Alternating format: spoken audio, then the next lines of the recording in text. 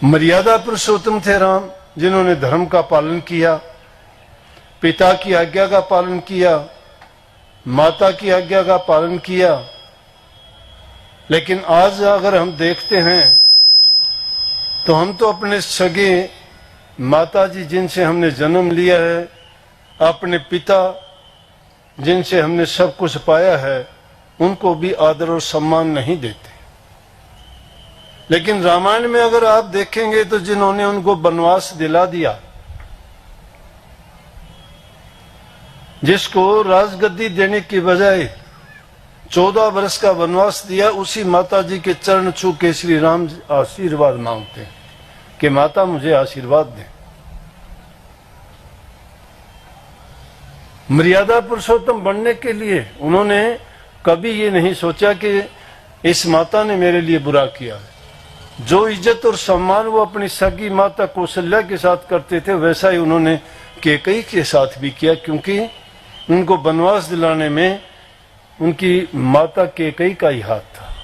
वो भी राजा दशरथ की तीसरी पत्नी थी। इतना ही नहीं, राजा ने स्वयं भी उससे कहा कि ऐसा ना करो, आपके कम से कम राजगद्दी नहीं तो 14 वर्ष का वनवास ना दो। लेकिन जिद के कारण, अब इसी छोटी सी बात से अगर हम शिक्षा ले लें, हम भी अगर इसी प्रकार से माँ बाप की आज्ञा का पालन करें, और अगर गलती से कोई बात या हमें कोई कष्ट परेशानी हो भी जाती है, या वो किसी आवेश या क्रोध या किसी कारण से हमें ऐसा कोई वचन मानने के लिए कह देते हैं, तो बाद में उन्हीं को पछताना भी पड़ता है।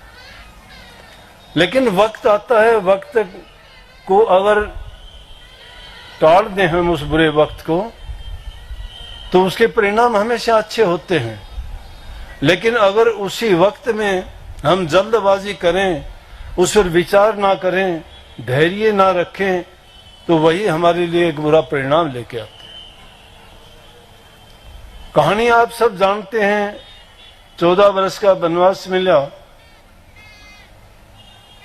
माता सीता भी कहती है राजा दशरथ से कि मुझे भी आज्ञा दीजिए इनके साथ जाने के लिए। मेरा क्या है, जब मेरे पति मेरे साथ नहीं रहेंगे, मैं यहाँ क्या करूंगी। राजा दशरथ इजाजत दे देता है।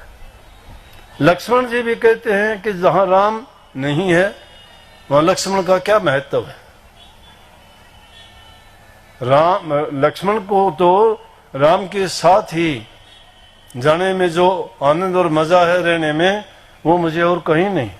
राजा दशरथ ने उसको भी इजाजत दे दी। 14 वर्ष रहे और वहां जंगलों में जो घटित हुआ, लेकिन उस दौरान में कभी ये सोचते हो, ये भी उनकी खुद की रची हुई रचना थी।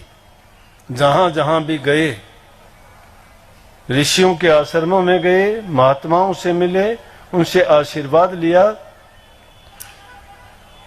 और थोड़े समय के बाद में ही माता सीता को लंका का राजा रावण धोखे से लेके गया, और वहां ले जाने के बाद में उन्होंने उनको इज्जत और सम्मान दिया।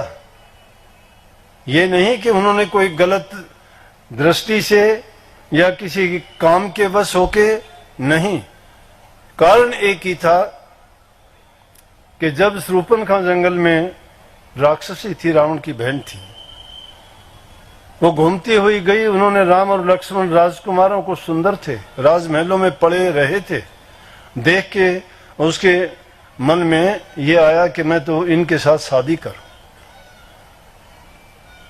उसने छद्म वेश धारण करके एक सुंदर स्त्री का रूप धार के श्री राम को कहा कि मेरे से शादी करो। वो कहने लगे मेरी तो पत्नी है, शादी मेरी हो चुकी, लक्ष्मण की पत्नी नहीं है। उसने बार बार जिद की। लक्ष्मण कहने लगे मेरी भी शादी हो चुकी है। कहने लगी आपकी पत्नी नहीं है आपके साथ। बोला फिर भी मैं शादी नहीं कर सकता। ज्यादा उसने कहा, जिद की, तो लक्ष्मण जी क्रोध में आके, आवेश में आके उसके नाक को काट लिया, जिसका मतलब है बेइज्जत करना। नाक काट लेना हमारे समाज में सबसे बुरा माना जाता है।